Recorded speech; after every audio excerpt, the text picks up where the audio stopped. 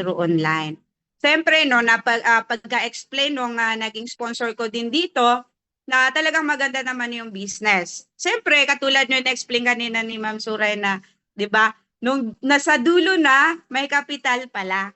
Tama ba? So, nadismaya ba? May kapital pala.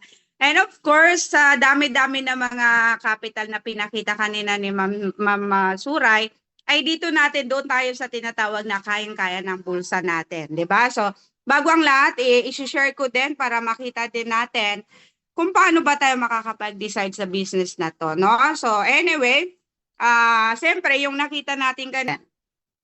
Ayan. So, di ba nakita mo, Ma'am and Sir, yung 18,998. So, nalakihan ka, tama? Kasi ganun din po ako nung nakita ko yung business. Sabi ko, laki naman ang capital. Kaya lang, imagine mo, Ma'am Sir, yung 18,998 na in-explain kanina ni Ma'am Suray, na nandun na lahat ng mga services na talagang ginagamit natin sa panahon ngayon. Katulad yung mga remittance, yung mga bills payment, eluding, lahat na yan, mga basic needs ng tao. 'Di ba? Ngayon, siyempre, nung makita natin, siyempre, napatanong ka, 18,998 is mahal. Mahal talaga sa panahon ngayon, tama. Kaya lang, mahal kung gagamitin mo sa mga expenses. 'Di ba? Ma'am and Sir, pwedeng ikaw ay empleyado, natanggap mo na yung inyong 13th month, 'di ba? So, pwedeng ibili natin yan ng mga bagay-bagay katulad ng mga sofa, mga ref, mga ganon. Sobrang mahal po yun. Now, whereas hindi po yun siya nakakapag-generate ng income. Tama? Ngayon, kung sasabihin mo naman na gagamitin ko sa business yung 18,998, diba? Sobrang mura siya. Bakit? Lalong-lalo na dito sa business na pinakita kanina ni Ma'am Suray. Bakit? Dahil nandun na lahat. Nandun na yung mga services, nandun na yung lahat ng pwedeng mong pagkakitaan sa panahon ngayon, nandun na. Diba? Ngayon, may iba naman na ay hindi ko kayang ipagkatiwalang 18,998 ko sa online. Pwedeng ilagay ko na lang sa sari-sari store, ma'am. Wala naman pong problema, ma'am, sir. Kaya lang, ito po yung pwede namin masabi sa inyo. Kasi katulad nga ni Ma'am Suray, 'di ba? Isa din po siyang negosyante. Okay? Si Ma'am Suray, nangapital po siya ng hindi lang 18,998 sa sari-sari store niya. Napakamahal po. Kasi ganito po yun, di ba? Kung mayroon kang 19,000 na hawak-hawak ngayon, Ma'am Sir, pwede mo siya i-save. Ang good news niyan ng tax doon sa kinita ng pera natin. Ibig sabihin, kung naglagay ka ng pera sa bangko, kumita ng 190, tapos magle-less ng 20%, o 38 pesos na yon. So magkano na lang yung kinita ng pera mo sa buong taon? Okay lang ba? Only 152 pesos? Saan guys? Sa business na nakita mo kanina. Okay? Nakita mo naman. Sabi nga ni Ma'am Suray kanina, makabook ka ng round trip international, mayroon ka kagad-agad 2,000. Pag naka-round trip ka ng domestic, may agad-agad na 1,000 ka. So dito, within 4 to 5 minutes, pwede mong kitaan. Ito, 1 year po yung 152 pesos mo. Nakikitain sa bangko ng pera mo. So imagine mo kung gaano ka nagbibigay. Di ba kasi yung pera natin, ginagamit yan ng bangko sa ibang mga establishment. Na whereas yan lang binibigay or binabalik sa atin yung 1%. Di ba? Ngayon, siyempre, ito yung mga bagay-bagay na i-consider natin, no? Pagka tayo ba ay nag-traditional business, pagka tayo ba ay nag-online business, so ano yung mga pwedeng i-consider natin? Unang-una dyan is yung capital natin, di ba? Kasi lahat naman ng negosyo, capital, nandyan. Kasi di ka naman pwede mag-business na walang capital, di ba? Pero ito yung tatandaan po natin. Once na magne-negosyo ka, pag malaki yung capital mo, malaki yung income na pwedeng ibigay sa'yo. Like for example, sa mga Jollibee, di ba? Magkano yung binibitawan mo dyan? Million po ang pinag-uusapan dyan. Kaya lang, ang pinakamaganda rin dyan, malaki din po yung income nila. Every day, pwedeng kumita ng 100,000, pwedeng kumita ng million. Ganun po kalaki. Kaya lang, million din po ang binitawan ng mga company na yan. Okay? Dahil nag-franchise din po yan sila. Ngayon, Ito naman yung pinaka-scenario na pag maliit naman yung capital sa traditional business, hindi naman po lalaki yung income mo. Kasi siyempre, ano ka, kumbaga maliit lang yung capital mo. Alangan naman, malaki yung income mo, di ba? So, ganun po sa traditional business. Ngayon, ang pinakaano nito, kung ikukumpara naman po natin sa business na ino-offer natin or nakita nyo kanina, na in-explain kanina ni Ma'am Suray, okay? Iko-consider din po natin yung capitals. Literal na capital kasi nga business din po ito. Okay? Ang pinakamaganda dito, maliit lang po yung capital. Okay? Pwede tayong magsimula sa maliit na capital, pero mayroon siyang tinatawag na big potential income. So, ganun po. Yun po yung pagkakaiba ng traditional business dito sa Unified Product and Services. Ngayon, isa din sa i-consider natin po dito is yung dapat sa traditional business is maalam ka. Meron kang idea or meron kang experience para hindi malugi yung business mo. Kasi ang dami-dami natin mga kilalang tao na nag-business sila. Oh, kumita ng 1 buwan, 2 buwan. After 5 months, 1 year, close na yung tindahan nila. Bakit? Kasi nalugi sila. Ganun po yung sa traditional business. Pag wala kang alam, pwedeng yung business mo ay malulugi. Okay? Whereas dito sa business na nakita mo, ma'am and sir, mayroon tayong tinatawag na right system. Okay? Kumbaga, aaralin mo na lang kasi libre yung training. Kumbaga, nandyan na, provided na lahat. Ang gagawin mo na lang, bibili ka lang ng system. Mag-a-avail ka lang ng franchise. 'Di ba? So, ganun po kaganda yung business. Ngayon, isa din ito sa mga tinitingnan po natin sa traditional business, yung mga risk factor. Siyempre, pag kukuha. Kasi bakit? Ano po siya? Isa lang po yung system niyo po. Okay? Otherwise, kung mayroon ka ring tatlong system, tatlong nakapangalan sa yung family package, o dito ka magta-transact. Okay, liba, nakabook ka ng 10. O, dito yung 5,000, ito may tag 100. So, meron kang dalawang savings na tag 100. Okay, bukod sa markup mo, meron ka pang kinikita. At maganda pa dito, pagka kinuha po natin itong package na to, mayroon kang makukuha dyan na 250K na mga product. May mga tarpaulin, mga collateral materials. And plus, pag dito po tayo magbubuk, pag payment center po, mas cheaper yung mga services natin. Halimbawa sa ticket. Sa domestic po natin, mas cheaper po siya ng 140 pesos. Pag domestic. Example, nag-book ka ng Manila Davao. Dito ka nag-book. Halimbawa, dito ka muna nag-book dito sa one package mo, no? Lumabas yung ticket mo, 2,000 pesos. Okay. Kumpara mo siya. Pag ito yung package na kinuha mo, pag nag-book ka dito, ang lalabas diyan, imbis na 2,000, nagiging 1,000, 40, tama ba? Kasi 140 eh. 60. O basta ganon, less 140 po kayo ganon. Okay? Pag international naman po, 300 po yung cheaper. Mas cheaper po ang price natin dito ng 300 kaysa dito sa ating one system. So yun naman po yung kaibahan at mabilis po natin mabawi yung capital natin dito. Okay?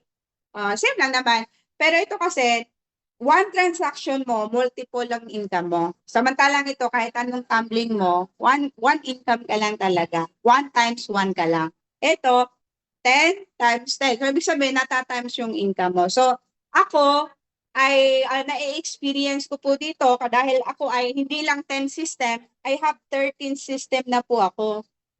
So, imagine mo na lang pag nagtatransact ako, katulad kanina, nakabook ako ng 3 ticket. O, kung 13 system ako, no? O, didagdag pa tayo dyan ng 3.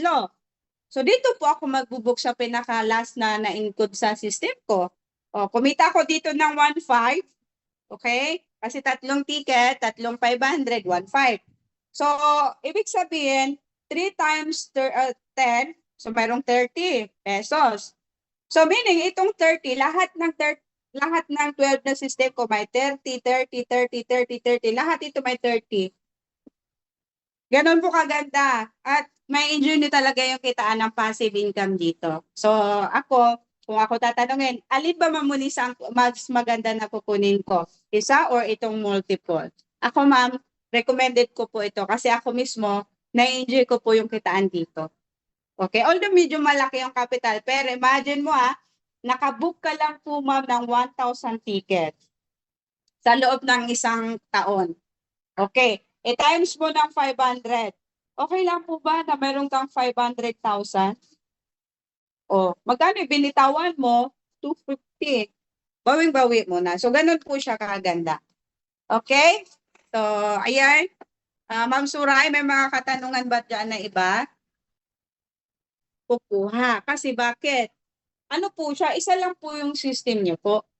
Okay? Otherwise, kung mayroon ka ring tatlong system, tatlong nakapangalan sa yung family package, o dito ka magta-transact.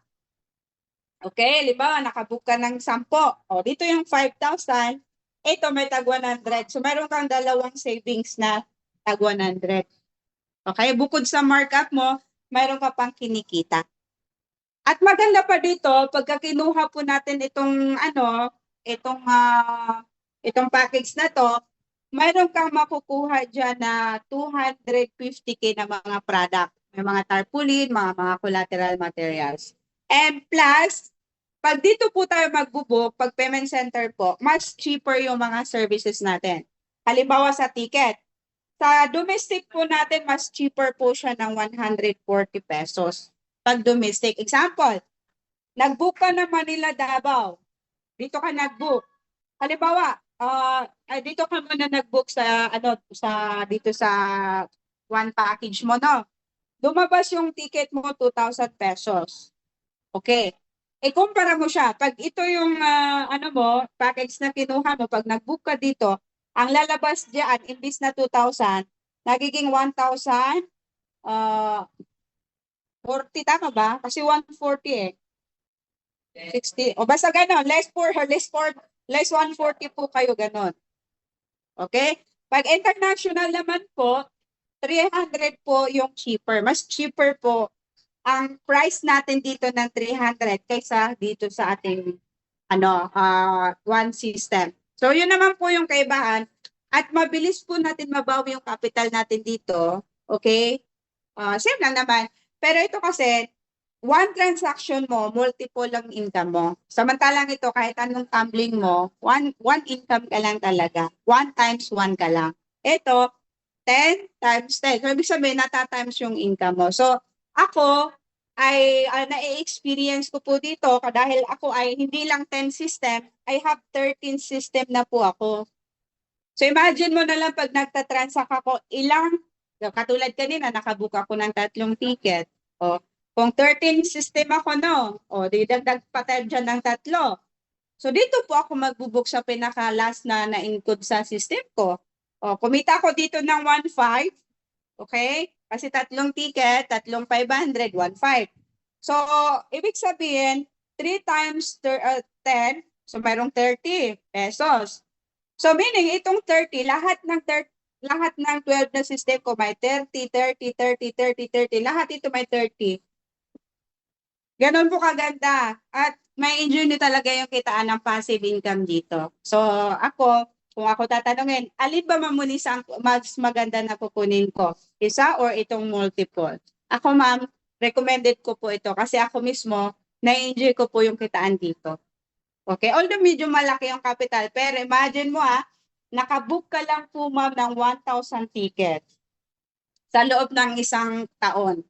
Okay, times mo ng 500. Okay lang po ba na meron kang 500,000? O, magkano binitawan mo? 250. Bawing-bawi mo na. So, ganun po siya kaganda. Okay? So, ayan. Ma'am Suray, may mga katanungan ba dyan na iba? Tool po natin. Okay? Ma'am Norma, sino po yung nag-send pala bago ko pala sagutin ito? Sino po yung nag-send po sa atin ng link para ma-shoutout din po natin? Ma'am Norma, sino po yung nag-send sa inyo ng link para po ma-acknowledge din po natin sila at matutulungan talaga kayo dito sa business. So anyway, Sige, di pa nagta-type si ma'am. Ma'am Norma, yung ating business o yung Unified, yes, parang GCash lang din po. Application po yan siya, ma'am, na ida-download din po natin.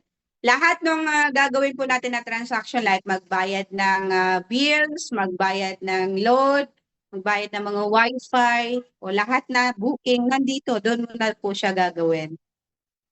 Tuturuan din po kayo doon sa mga technical, Ma'am Norma.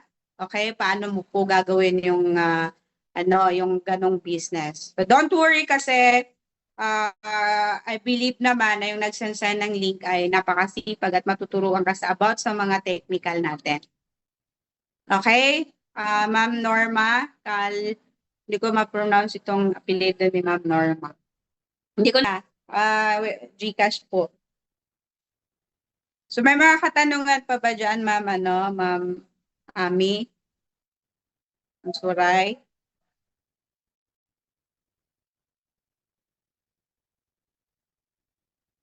Nakamute ka ata.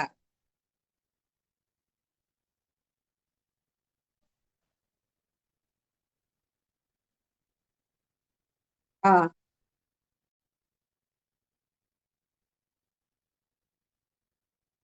hmm.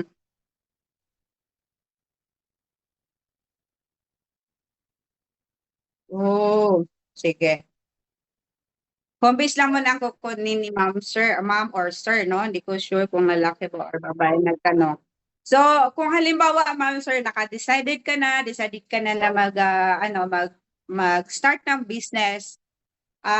Anytime po pwede po tayo mag-add. Wala naman pong sinabi na hindi po tayo pwede. Halimbawa na, kasi yun lang yung kaya mo ngayon. Katulad ng ginawa ko din po na hindi ko naman po binagsak kaagad yung 13 system ko.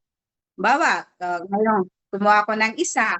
Tapos after a week, kasi naintindihan ko yung residual income, nag-add na naman po ako hanggang sa nag-add. Pero kung halimbawa gusto mo mag-upgrade na kaagad ng payment center dahil gusto mo magkaroon ng pwesto, one-time payment po yung yung ating 250. Halimbawa, kumuha ka ng isa, hindi po siya ibabawas doon sa 250k yung 18,000 or 19k I mean. Kumbaga, para makatipid ka, kung kaya mo ng 250 ka agad, 250